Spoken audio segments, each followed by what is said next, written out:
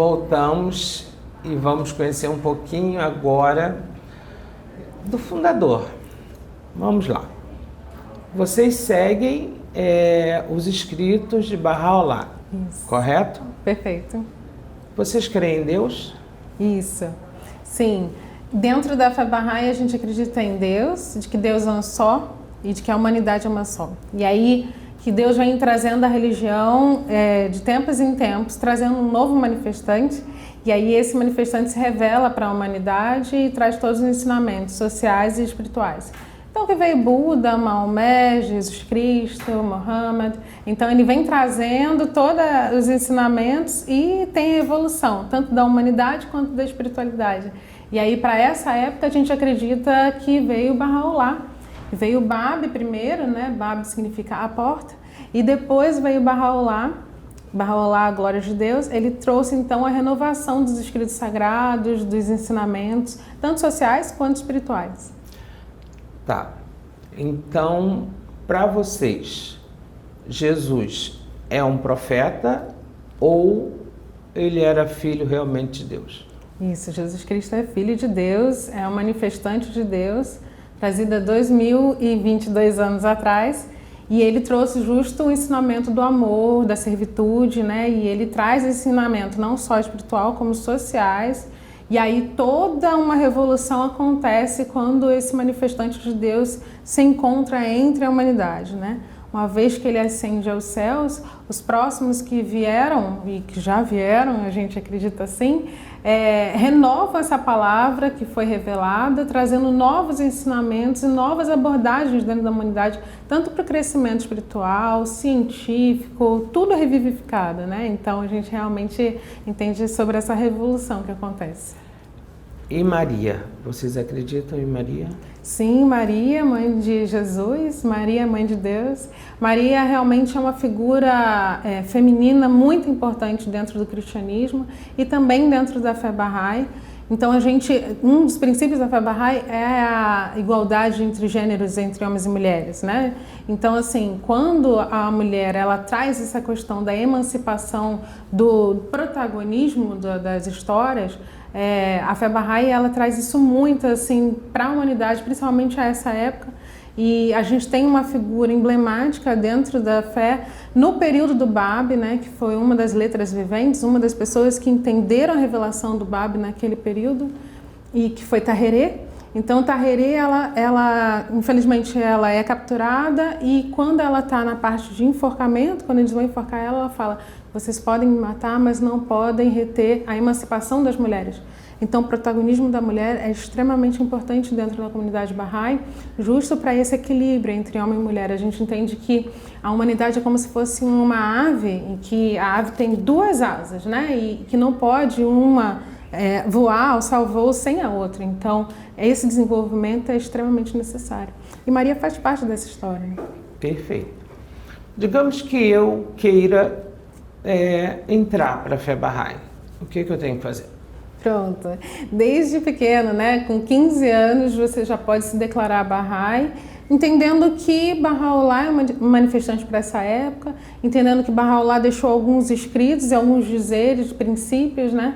E você precisa, sim, reconhecer todos os manifestantes anteriores de todas as outras religiões, né? Porque não existe como a gente se dizer ser Bahá'í sem acreditar em todos os outros manifestantes e acreditar em todas as outras religiosidades, porque como faz parte de um processo evolutivo, então você precisa entender o que veio para entender o que está, para entender o que vai vir, né? Então, isso. Então não tem um curso, não tem um período de curso, não há essa necessidade. E quando você começa a participar da vida Bahá'í, das atividades Bahá'í, sim, você pode entrar, por exemplo, num processo educativo. São 3 processos que acontecem, né, dentro da comunidade, que é a parte educacional, onde a gente tem as aulas para as crianças, os grupos de pré-jovens, os círculos de estudos, mas isso é aquele que deseja servir à humanidade, né? Que queira colocar realmente um serviço abnegado para que as coisas aconteçam dentro da comunidade.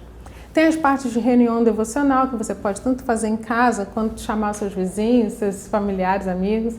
Tem também outro processo que acontece em paralelo, que é o de ação social, ou seja, realmente se engajar nas ações que possam estar desenvolvendo dentro daquela comunidade ali, para que todo mundo até tenha um equilíbrio econômico dentro daquela localidade.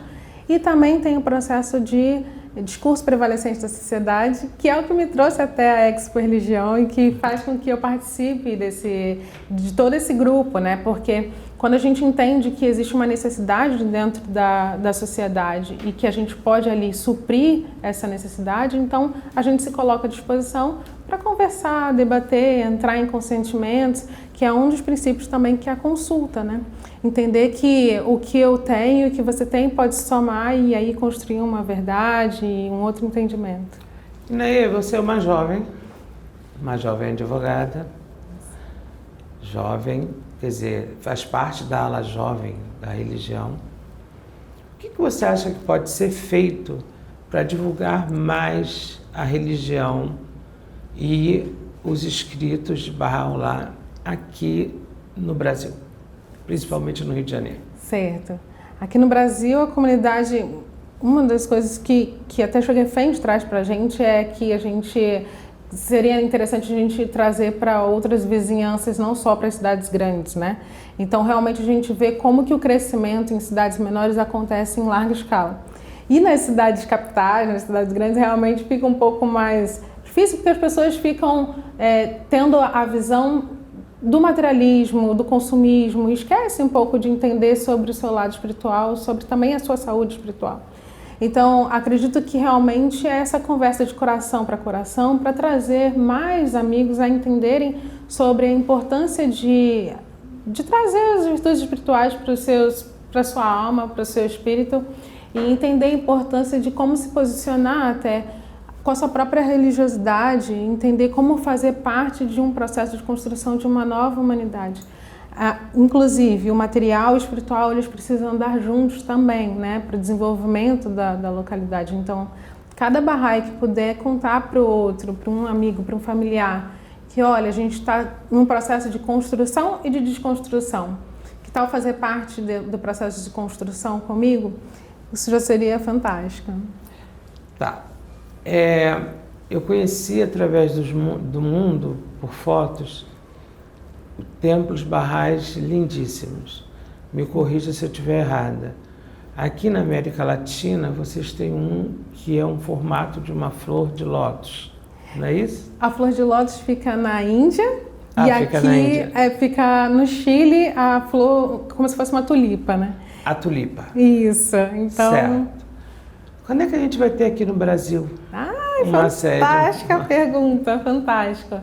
Então a gente tem, na parte de continente, nós já temos todos os templos continentais, né? Então a gente já tem nos Estados Unidos para o continente da América do Norte, no Panamá da América Central, no Chile, em 2016 eu tive a oportunidade de ir lá na inauguração, que foi realmente o templo da América do Sul. Então, para o continente, já fechou. Mas a gente tem também agora começando a desenvolver alguns templos nacionais. E aí é que o nosso coração bate de esperança para que o Brasil receba também essa oportunidade, essa bênção. Eu já ia perguntar isso. Só é possível ter lá, se não é possível ter aqui. Sim. Então, o templo, ele na verdade, ele traz assim a congregação de todos aqueles que fazem parte daquela localidade, né? Então, quando as atividades estão acontecendo num ritmo intenso e muito, há necessidade de você ter um espaço físico para que as pessoas façam o Mashrul Laskar, ou seja, que as pessoas façam a oração devocional a Deus ao amanhecer. Então, esse Mashrul Laskar, ele não só é o local onde as pessoas vão se reunir através de um domo central que une todos a Deus, e eles também se reconhecem como parte integrante desse templo, dessa casa-mãe, mas também em volta dos templos Bahá'ís acontecem alguns outros agrupamentos de estabelecimentos físicos mesmo, em que pode acontecer, por exemplo, desenvolvimento de ciência, hospital, asilo, assistência social, orfanatos. Então é toda uma estrutura que é sendo criada em volta. Então o do Chile, ele abarca o continente da América do Sul, E aí, todos os países aqui da América Latina podem ir até o Chile e ter essa experiência de receber todas as emanações e todas as bênçãos e fazer suas orações dentro do templo, né? Aos poucos, esses outros prédios, essas outras estruturas vão sendo criadas. Temos na Europa, temos na África, na Austrália, e a gente tem também o Shrine do Bab, que é o local mais sagrado para a gente, né? Tanto em Aca, que é onde Bahá'u'lláh tem seus restos mortais, como também em Haifa, que tem os restos mortais do Bab. Então é para onde a gente até se volta para fazer as nossas orações, é o nosso Qeblé, né? E é o local mais sagrado. Para o Brasil, é a gente trabalhar muito, fazer muitas reuniões devocionais, muitas atividades centrais. Quanto mais amigos estiverem dentro do processo, maior é a possibilidade de algum templo ser construído. Inaê, nós temos algum monumento Bahá'í, quer dizer, a gente já não tem um espaço religioso, mas existe algum monumento aqui no Rio de Janeiro que se refira à fé Bahá'í? Sim, aqui na cidade do Rio a gente tem 2 monumentos. Um que traz o marco da Dona Leonora Armstrong, que foi a primeira Bahá'í que chegou aqui no Rio, em 1921, no meio do carnaval, sozinha. Então ela trouxe, então a gente fez realmente um memorial para ela ali. E também tem uma ampulheta que fica do lado da OAB, é uma ampulheta gigante que tem também areias de todos os países do mundo, que foi lançada na Eco 92 e relançada na Rio +20. Então é aberto ao público e o marco da Dona Leonora fica perto do Museu do Amanhã, então bem ali naquela região dos museus, então fica aberto para todo mundo ir lá e ver. Vou fazer a pergunta que já fiz às outras religiões. Como você sabe que está rezando na direção que você falou que é obrigatório? Isso. Eu utilizo o celular, porque aí já tem um aplicativo certinho que dá preciso. Então, qualquer lugar que eu esteja, eu não preciso nem pesquisar, nem olhar, porque eu já Mas seria vejo. o quê? Leste, oeste? Seria para o nascer do sol. Então, realmente, a gente se volta, mas é um pouquinho mais para frente, assim. Então, eu prefiro utilizar os aplicativos que já dão as coordenadas perfeitas. E aí, quando realmente a gente se volta para Deus, né? Quando a gente tem essa direção, esse posicionamento, é realmente como a gente estivesse entrando em conexão. A gente faz as nossas abluções, né? Faz a lavagem das mãos, a lavagem do rosto. E aí a gente começa essa oração voltada verdadeiramente para Deus. E é necessário que você tenha alguma coisa, um tapete, ou você pode estar numa cadeira, você pode estar num sofá, ou não? É realmente com base na cultura do povo, né? Que veio, por exemplo, minha família, eu sou de família Bahá'í, né? Meus pais, meu avô era Bahá'í. Mas eu sempre fui ensinada, por exemplo, a fazer oração. Eu sento, fecho meus olhos, penso em Deus, tento centralizar meu pensamento e oro. Mas em outras culturas, eu já tive a oportunidade de ir em outros lugares, as pessoas fazem realmente da forma como elas foram ensinadas por suas famílias, suas tradições. Então pode ser de pé, pode ser sentado ao chão, pode ser ajoelhada. Só realmente a parte das orações obrigatórias, que tem algumas que tem a forma como você faz, que o Bahá'u'lláh já designou, o passo a passo, né? Então isso todos seguem. Mas as outras orações que a gente tem, você pode fazer da forma como você realmente se sentir confortável e mais conectado e centrado. Por que o espaço religioso de vocês, nós citamos 2 agora, tem formato de uma flor? Pronto. Cada templo Bahá'í, ele respeita o jeito da comunidade em que ele se estabelece, né? Respeitando realmente a cultura daquele povo. Então, por exemplo, na flor de lótus lá na Índia, a flor é um objeto sagrado para os indianos, né? Então, traz a pureza, traz a espiritualidade. E a gente tem em cada localidade um pouquinho do jeito do povo. Então, nos Estados Unidos é tudo rendado, é uma beleza em mármore. No Panamá, ele se encontra no topo de uma montanha, as nuvens passam no meio. Então, também respeitando a natureza onde se estabelece aquele templo. Inaia, muito obrigado. Eu acho que foi possível vocês conhecerem um pouco mais da Fé Bahá'í. Aconselho a vocês a conhecer mais ainda. Entre na internet, procure. Realmente, a Fé Bahá'í está conosco na Expo Religião desde o início e eu posso dizer que é muito bonito e que os ensinamentos e as escrituras que ele deixou são, eu acho que te fazem pensar, não são imposições. Ele te leva a pensar. A opção é sua, se está bom ou não. O livre-arbítrio. Então, convido vocês a isso.